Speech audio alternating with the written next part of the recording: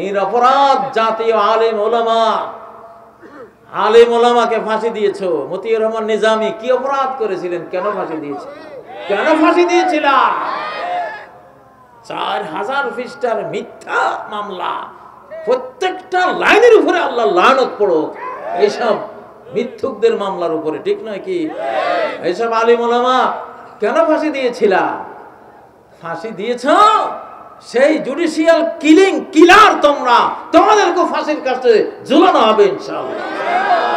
কোরআন তো আল্লাহ এমন ভাবে দিয়েছেন, সকল যুগের সকল পরিস্থিতির উপরে কোরআনকে নাজিল করাইতে হয়, কোরআনকে প্রয়োগ করতে হয় যে কোরআনের এই আয়াত এই যুগের কিসের সাথে মিলে, ঠিক নয় কি? লস অ্যাঞ্জেলসে, নিউ ইয়র্কে আগুন লাগছে, এই কাহিনী কোরআন দিয়ে ব্যাখ্যা করা যায় নাকি যায় না?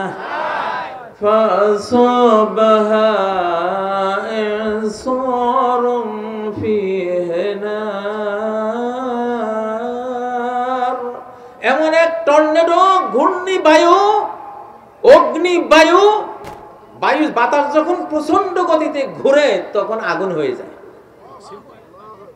কি হয়ে যায়? বাতাস প্রেসার খেলে কি হয়ে যায়? আমরা ছোটকালে ইয়ারগান ইউজ করতাম। ইয়ারগান মানে বাতাস দিয়া ওই প্রেসার দিয়া ওই পাখি শিকার করার একটা আছে, গান আছে, ইয়ারগান বলে, নাম শুনছেন তো? আমরা ইয়ারগান ইউজ করতাম, ওটা ব্যারেলটা ভাঙলে দেখি যে ধোঁয়া বাইর হয়। কিরে, এখানে তো আগুন নাই, ধোঁয়া আসলো কোত্থেকে? ওই যে বাতাস প্রচন্ড প্রেসারে কি হয়ে যায়, ওটা আগুনের মতো হয়ে যায়, আগুনের মতো হয়ে যায়। তো আল্লাহ নিজে বলছেন যে এমন এক ঘূর্ণি বায়ুর প্রচন্ড গতির ঘূর্ণনে ওখানে আগুন জ্বলে গেছে। সেই আগুন বনাঞ্চলে পড়েছে, গোটা বনে আগুন ধরে গেছে। কোরআনে আছে না নাই? কোরআন দিয়ে সব ব্যাখ্যা করা যায়। একটা পানি আছে পৃথিবীতে, এটার নাম আবে হায়াত। কি পানি?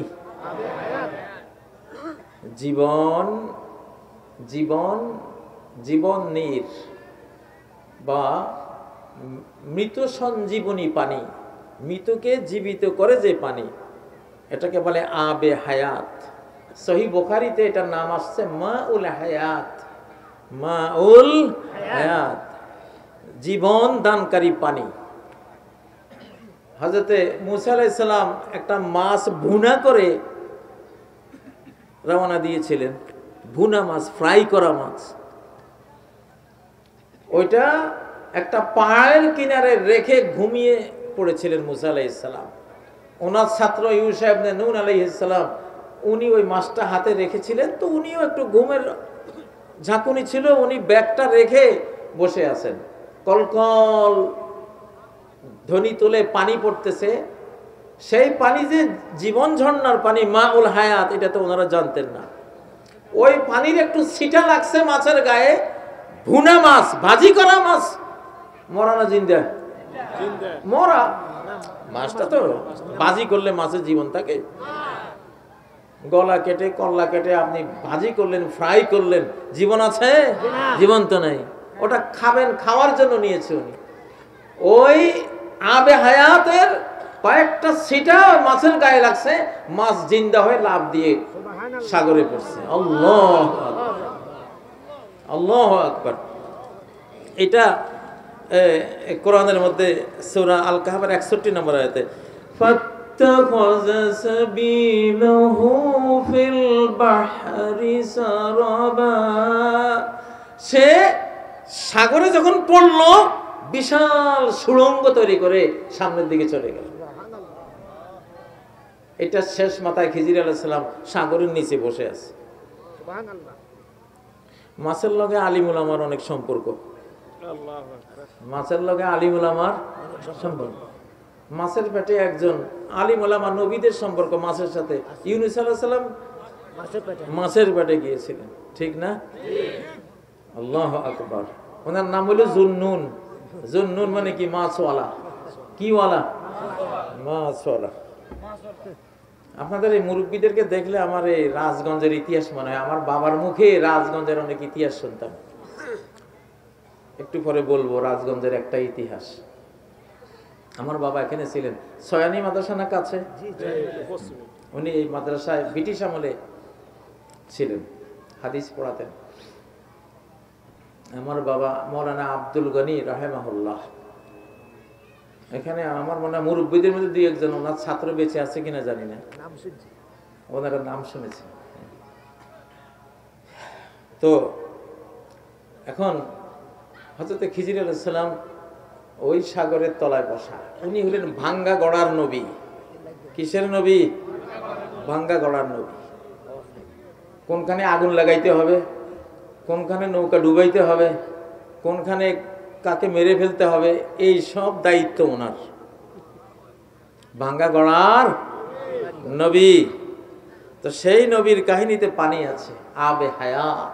সেই আবে হায়াতের চেয়েও আরো বড় আবে হায়াত হলো এই কোরআনে কারীম। আওয়ামান কানা মাইতান ফাআহইনা,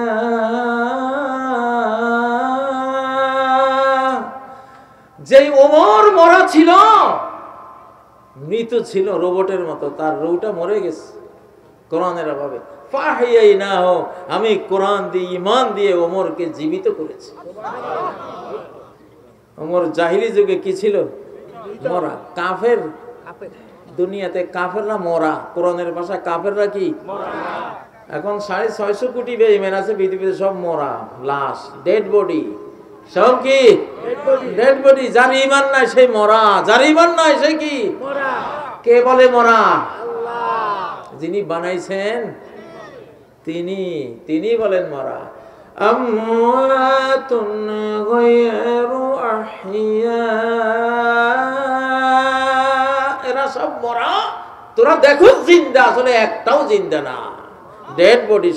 সব কি? Dead body. সব সিটা। গৃহস্থের মহিলারা সিটা পাইলে চুলত ফালায়, ঠিক না? তো মানুষ যদি সিটা হয়, এগুলির চুলা একটা আছে, এই চুলার নাম কি? চুলের মধ্যে ফেলে দেবে আল্লাহ তাআলা, ঠিক না? তো কোরআন এমন এক আবে হায়াত, যে এই কোরআন বুকে নেবে, অন্তরে নেবে, জিন্দা হয়ে গেল। এমন জিন্দা হলো, মরলেও অমর, মরলেও অমর। কোরআনকে ভালোভাবে যারা বুকে নেয়, অন্তরে নেয়, এরা মরলেও দেখা যায় মাটিয়ে লাশ খায় না।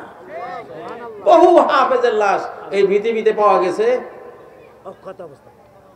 বছরের পর বছর পর লাশ তুলে দেখছে, কাফনের কাপড় সুদ্ধা জীবিত, জিন্দা। হযরত জাবের ইবনে আব্দুল্লাহ কোরআনওয়ালা ওদের ময়দানে শহীদ হয়েছে। বহুদিন পরে ওনার লাশটা, ওনার ছেলে আব্দুল্লাহর লাশ, জাবের ইবনে আব্দুল্লাহ, হযরত জাবের রাদিয়াল্লাহু আনহুর বাবার লাশটা, যেহেতু দুইজনকে একসাথে কবর দেওয়া হয়েছিল, উনি ভাবলেন বাবারে একটু একলা কবর দিই। কবর খুঁড়ে দেখে যে যুদ্ধের ময়দানে তলোয়ারের আঘাত যেই জায়গায় পড়ছিল, ওইটা যে চেপে ধরছিলেন যাতে রক্ত বের না হয়, ওইভাবে হাত ধরা। হাতটা একটু সরাতেই পিনকি মেরে রক্ত বের হয়েছে। কোরআন আবে হায়াত, এমন আবে হায়াত।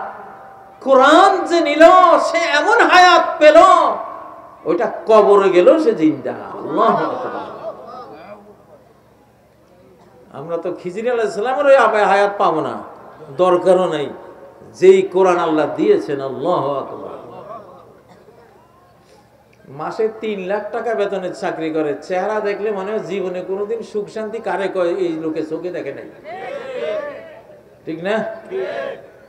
ফুলার এই অসুখ, মেয়ের এই অসুখ, নিজের এই রোগ, বউয়ের এই রোগ, 3 লাখ টাকা বেতন পায়, আরো 1.5 লাখ টাকা ঋণ। আর কোরআনের মুক্তবের ওস্তাদ 3000, 2500, 3500 টাকা বেতন পায়, চেহারা দেখলে মনে হয় না জমিদারের ফোলা, ঠিক না? বাচ্চা কাচ্চা দেখলে মনে হয় না একটা হরিণের বাচ্চা। ইতিহাস খুঁজলে দেখা যায় হুজুরে একবার না 2বার হজও করিয়ে আসছে, সামনের বছরও নিয়ত করছে। আল্লাহু আকবার, আল্লাহু আকবার। গরুর বাচ্চা একটা হয়, প্রতিদিন জবাই হয়, কোরবানিতে গণ জবাই হয়, তারপরে গরুর অভাব নাই। আর কুকুরের বাচ্চা 60টা হয়, এবারে কুকুর কয়টা আছে কেউ খায় না। গরুর মতন জবাই হইলে আমার মনে হয় 1 বছরে কুকুরের জাত বংশ নিপাত হয়ে যেত, ঠিক না? হারাম জিনিসে কি নাই, বারাকা নাই। এটা একটা এক্সাম্পল, এক বুঝের জন্য বলেছি। তো কোরআন এমন একটা আবে হায়াত। বাংলাদেশ লাইলাতুল কদরে নাযিল হয়েছে, আল্লাহু আকবার। কোরআনের মতোই লাইলাতুল কদরের দেশ এই দেশটা, আল্লাহু আকবার। মনটা আনন্দে ভরে উঠেছে। এবার ইনশাআল্লাহ কোরআন পাবো।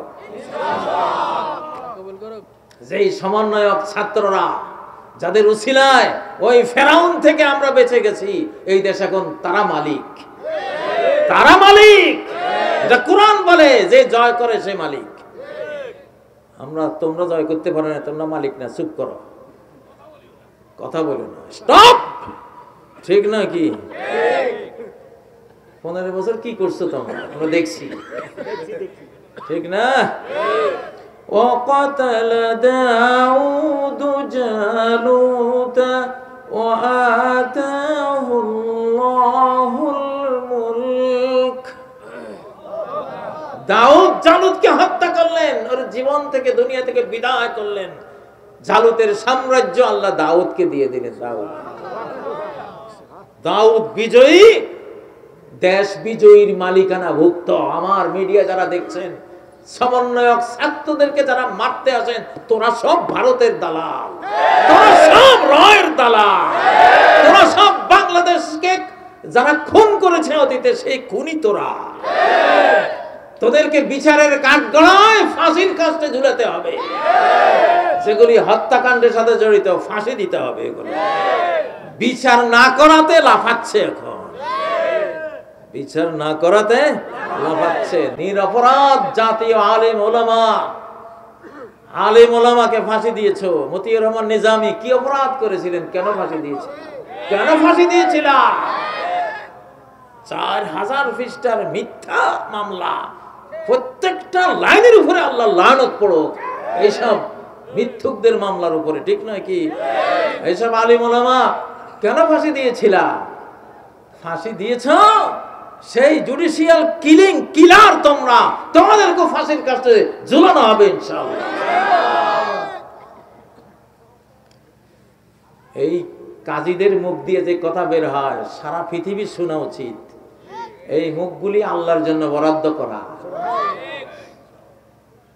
আমরা আমাদের সাথে বন্ধুকে রাখি, আমাদের পরম বন্ধুকে রাখি, ফ্রেন্ড আল্লাহ। আমরা আল্লাহর বলে চলি, আল্লাহর বলে কথা বলি। আমাদের সাথে পারবি না কেউ, পারার কোনো শক্তি নাই। আমাদের আল্লাহ অনেক বন্ধুকে ফাঁসিতে ঝুলিয়ে জান্নাতে নিয়ে গেছেন। ওটা জান্নাতে নিয়ে গেছে আল্লাহর ইচ্ছা, তাই না? আমি একটা গান লিখেছিলাম জেলখানায়, ও গো প্রেমের শাহানশাহ, মোর পরাণের বাদশাহ, দুই পীড়িতের মজনু বানাই দেখছো তামাশা। এক পীড়িতে বাঁধন পরায় ঘরের প্রিয়ার মোহে, আরেক পীড়িত বের হতে কয় রক্ত রঙিন রাহে। সেদিন আল কোরআনের শুটিং এ গেছিলাম এফডিসিআই, যেখানে সিনেমা চলতো, এখন সেখানে কোরআনের দখল, আলহামদুলিল্লাহ। এই গানটা এক উস্তাদকে দিই, তোফাজ্জল সাহেব উস্তাদ গান, ওনারে দিছি যে আপনি সুর করেন, দেখি কি হয়।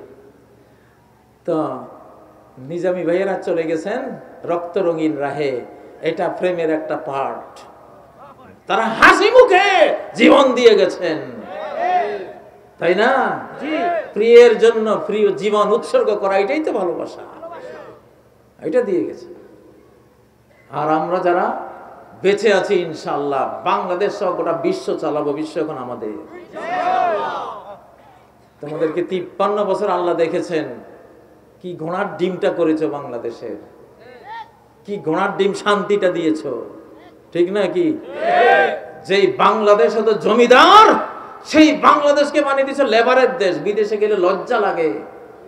আমাদের বাংলাদেশি মানুষ যখন সুইপার আর ওই যে রাস্তার যে ক্লিনার এইসব দেখি শরম লাগে নিজেদের কাছে।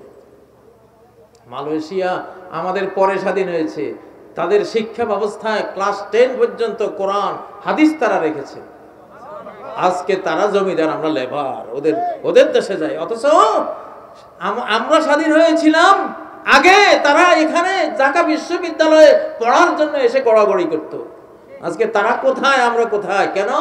ওরা কোরআন নিয়েছে, আমরা কোরআনের রাতে দেশ পেয়েও কোরআনকে বুঝলাম না, কোরআনের সম্মান আমরা দিলাম না। এই জন্য আমরা লেবার হতে চাই না, আমরা লেবার হতে চাই, আমরা জমিদার হবো ইনশাআল্লাহ। আমাদের এই বাংলাদেশ সম্পদে ভরা। যে দেশে গাছ লাগায় বাদুড়, এই দেশে গাছ লাগাইছে কে? বনাঞ্চলে বাদুড়ে। তো মানুষে তো গাছ লাগাইতো না, বাদুড়ে খায়, বাদুড়ে ওগুলি ফেলায়, ওখান থেকে গাছ। সৌদি আরবে গিয়ে দেখেন একটা খেজুর গাছের পিছনে কয়েক লক্ষ রিয়াল খরচ করতে হয়। এখন চেঞ্জ হচ্ছে কিয়ামতের আগে। ওখানেও বাংলাদেশের বৃষ্টি আমি দেখি আসলাম সৌদি আরবে। আমি মেঘগুলিরে কইলাম, তোরা তো বাংলাদেশ থেকে আইছো, আমার দেশে এমন জাতীয় সঙ্গীত লেখছে, মা মা মা, একবারও আল্লাহর নাম নাই। ওই পোড়া কফাইল্লা এমন এক জাতীয় সঙ্গীত, ভারতীয় নাগরিকের জাতীয় সঙ্গীত আমাদের দেশে। এটা কল্পনা করতে তো লজ্জা লাগে, ঠিক না?